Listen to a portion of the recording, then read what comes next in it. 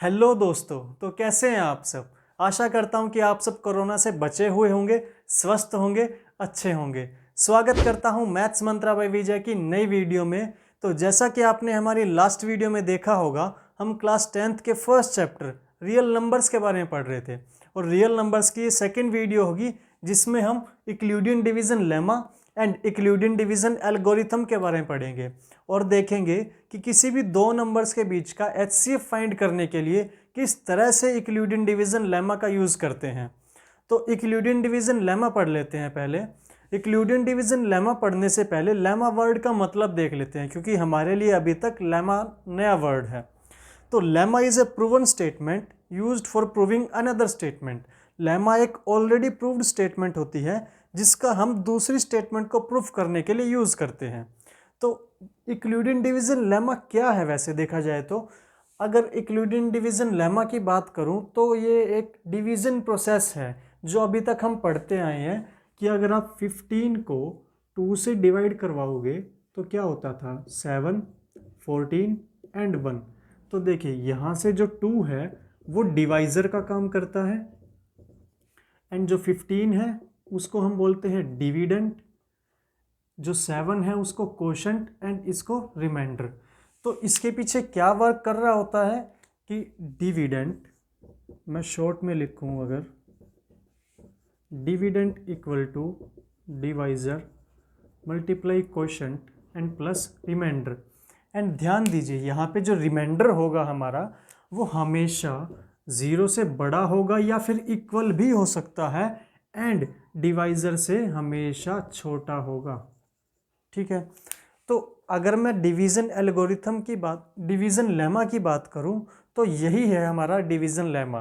Book में क्या दिया हुआ है, बुक में यही तो दिया हुआ है कि for a given integer a and b, मान लीजिए ये आपके ए एंड बी है, 15/2 की मैं बात करूं तो क्या बोला है, there exist Q and R. क्या कंडीशन सेटिस्फाई करेंगे वो, A equal to B Q plus में आर, और आर की वैल्यू क्यू से छोटी रहेगी एंड 0 से बड़ी या इक्वल हो सकती है। यही तो दिया हुआ बुक में और यही तो हमारा है division algorithm, sorry division lemma. इसी को तो हम बोलते हैं डिवीज़न लेमा। अब इसकी हेल्प से दो नंबर्स के बीच के एचसीएफ फाइंड करेंगे। इसके बाद आता है यूक्लिडियन डिवीज़न एल्गोरिथम। एल्गोरिथम एक सेट ऑफ इंस्ट्रक्शन होगा जिसको यूज़ करके हम हमारी प्रॉब्लम के सॉल्यूशन तक पहुंच सकते हैं। तो डिवीज़न एल्गोरिथम क्या है, डिवीज़न एल्गोरिथम किसी भी दो नंबर्स के एचसीएफ को फाइंड करने के लिए एक सेट ऑफ इंस्ट्रक्शन है जिसमें हम डिवीज़न लेमा का यूज़ करते हैं। तो किस तरह से यूज़ करते हैं, क्या सेट ऑफ इंस्ट्रक्शन है वो हम देखते हैं। अगर मैं 445 को डिवाइड करवाऊँ 42 से तो क्या बन जाएगा 10, 42 एंड 0, तो यहाँ पर बचेगा 35। अब देखिए जो हमारा रिमाइंडर है वो 0 से तो बड़ा है एंड डिवाइज़र से छोटा है। तो अगर मैं इसको डिवीज़न लेमा की फॉर्म में लिखूँ तो किस तरह से लिखा जाएगा, फर्स्ट स्टेप होगा हमारा 445 इक्वल टू 42 मल्टीप्लाई 10 प्लस में 35। ठीक है, अब यहाँ पर हमारा रिमाइंडर नॉट इक्वल टू 0 आ गया।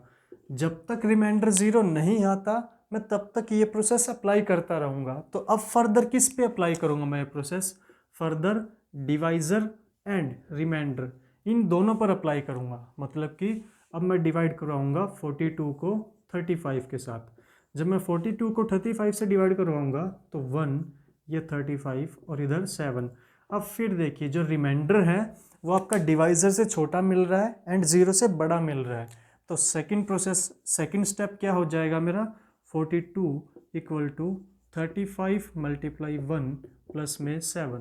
अब देखिए रिमाइंडर मेरा अभी भी नॉट इक्वल टू 0 आया है, तो मैं फर्दर ये प्रोसेस अप्लाई करूँगा। अब किस पे करूँगा, डिवाइज़र था मेरा 35 एंड रिमाइंडर था मेरा 7, तो इन दोनों पर अप्लाई करूँगा। अब अप्लाई करूँगा तो 35 और ये 7, देखिए 5 एंड 35, ये आ गया मेरा रिमाइंडर 0। अब मेरा रिमाइंडर 0 आ गया तो मैं इसको यहाँ पे स्टॉप कर दूंगा। तो थर्ड एंड फाइनल स्टेप मेरा होगा 35 इक्वल टू 7 मल्टीप्लाई 5 प्लस 0।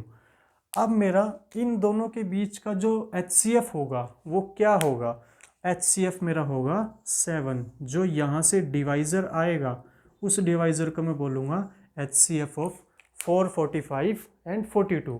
तो ये था हमारा division algorithm. Euclidean division algorithm के बेस पे कुछ क्वेश्चंस देख लेते हैं। जैसे एक्सरसाइज का फर्स्ट ही क्वेश्चन है कि 135 एंड 225 के बीच में HCF फाइंड करो with the help of Euclidean division algorithm. तो जैसा कि हमने किया था, जैसा कि हमने अभी किया था कि अगर दो नंबर्स गिवन है आपको 135 एंड 225, ठीक है, तो इनमें जो ग्रेटेस्ट नंबर है उसको डिवाइड करवाएंगे स्मॉलेस्ट से। अगर मैं 225 को डिवाइड करवाऊँ 135 के साथ तो 135 यहाँ आ जाएगा 90, ठीक है।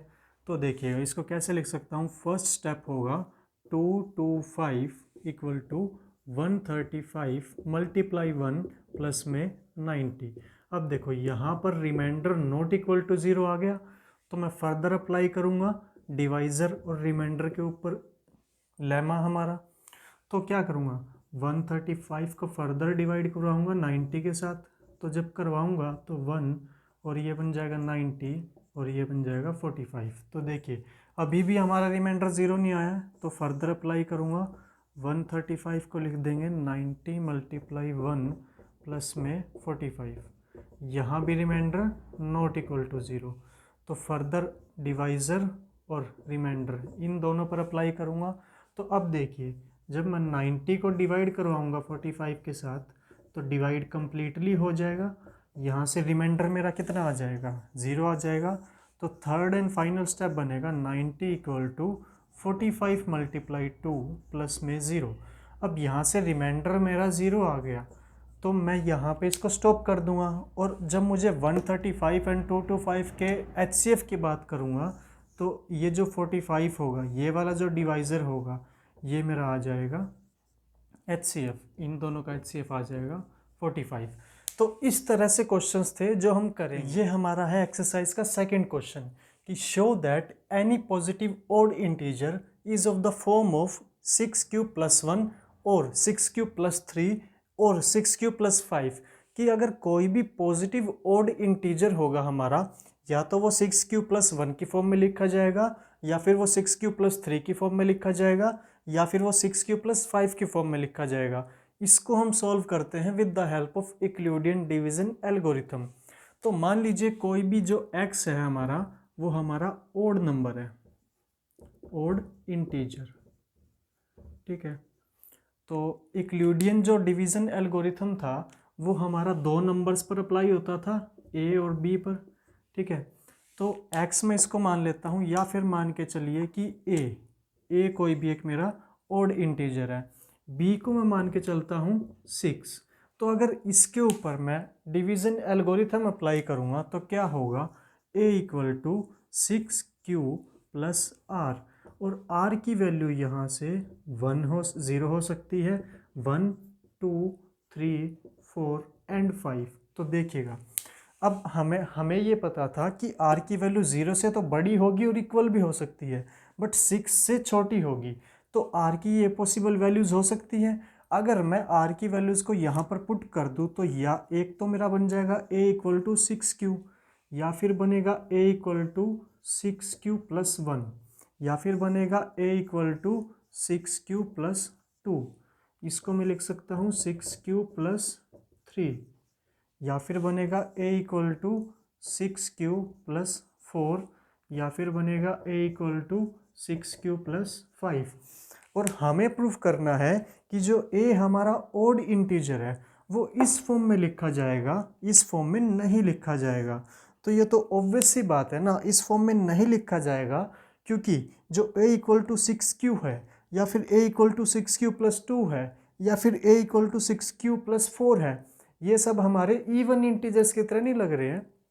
क्योंकि ये देखिए 6q जो ये होगा, ये हमारा 2 से डिविजिबल हो रहा है, और 6q + 2 है, ये भी 2 से डिविजिबल हो रहा है, 6q + 4 है, ये भी 2 से डिविजिबल हो रहा है। और जो हमारा ओड नंबर होता है वो तो 2 से डिविजिबल कभी नहीं होता है। तो जो a है वो इस फॉर्म में नहीं लिखा जाएगा, वो इसी फॉर्म के अंदर लिखा जाएगा a equal to 6q plus 1, 6q plus 3 and 6q plus 5। और q कोई भी एक इंटीजर हो सकता है, q इज एनी इंटीजर। तो ये इतना छोटा सा क्वेश्चन था, हो गया। तो देखिए इस क्वेश्चन को किस तरह से करेंगे। एक्सरसाइज का एक क्वेश्चन है कि इसमें आपको गिवन है कि किसी भी एक नंबर का जब आप स्क्वायर करोगे तो या तो वो 3m की फॉर्म में लिखा जाएगा या फिर 3m प्लस 1 की फॉर्म में लिखा जाएगा। इसे हमें प्रूफ करना होगा with the help of Euclidean lemma. तो यूक्लिडियन लेमा के अंदर हमारे पास दो नंबर होते थे, तो मैं मान लेता हूँ कि a, b, और मैं लेट करके चलता हूँ कि let b equal to 3, b equal to 3 और a कोई भी एक मेरा पॉजिटिव इंटीजर। जब मैं इस पर यूक्लिडियन लेमा अप्लाई करूँगा तब क्या आएगा, a equal to a equal to 3q plus r, और r की वैल्यू या तो मेरे पास 0 होगी या 1 होगी या 2 होगी। अब बात यह है कि मैं पहले r की वैल्यू लेके चलता हूँ 0, a इक्वल टू आ जाएगा 3q। अब उन्होंने बोला है कि उस नंबर का स्क्वायर जब आप करोगे तो या तो वो 3m होगा या 3m प्लस 1 होगा। तो अगर मैं इसका स्क्वायर करूं तो आता है a square equal to 9q square. अब मैं यहाँ से 3 कॉमन ले लूँ अगर, तो आ जाएगा a square equal to 3 into 3q square, और इसको मैं लिख दूंगा m। तो देखिए मेरा आ गया a square equal to 3m की फॉर्म में, ठीक है, जब मेरा r इक्वल टू 0 था। अगर r इक्वल टू मेरा 1 होगा तो क्या होगा, तो देखिए a equal to 3q plus 1। अब इसका भी मुझे स्क्वायर करना होगा, तो क्या आएगा, a square equal to 9q square plus 6q and plus 1। अब देखो इनमें से भी मैं कॉमन ले सकता हूँ ना 3, तो a square equal to 3 common जब लूँगा तो 3q square plus 2q and plus 1। इसको मैं क्या मान लूँगा, इसको m मान लूँगा, तो बन जाएगा 3m प्लस 1। तो आ गया कि इस नंबर का स्क्वायर 3m प्लस 1 की फॉर्म में लिखा जाएगा। अब एक लास्ट केस बचा है कि जब r की वैल्यू मेरे पास 2 होगी, r की वैल्यू 2 होगी तो कैसे करेंगे। तो देखिए जब r की वैल्यू 2 होगी तो हो जाएगा a इक्वल टू में 3q प्लस में 2। तो यहाँ से बन जाएगा a स्क्वायर इक्वल टू में 9q स्क्वायर प्लस में 12q प्लस में 4 बन जाएगा। तो इसको मैं कैसे लिख सकता हूँ, a स्क्वायर इक्वल टू में 9q स्क्वायर प्लस में 12q प्लस 3 प्लस 1। अब देखिए इसमें से मैं 3 कॉमन ले सकता हूँ, तो a स्क्वायर इक्वल टू में 3 इंटू में 3q स्क्वायर प्लस में यहाँ से आ जाएगा 4q प्लस 1, तो और प्लस 1।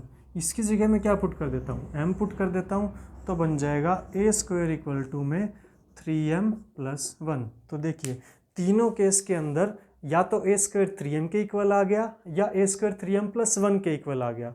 तो ये इस तरह से हमारा क्वेश्चन होना था। तो इसके बेसिस पर आपके एक क्वेश्चन और है एक्सरसाइज का, वो भी हो जाएगा जिसमें आपको क्यूब करना होगा। यहाँ पे सेम प्रोसेस होगी, वो भी हो जाएगा। तो आज की वीडियो में इतना ही। Thank you. Please like share and subscribe.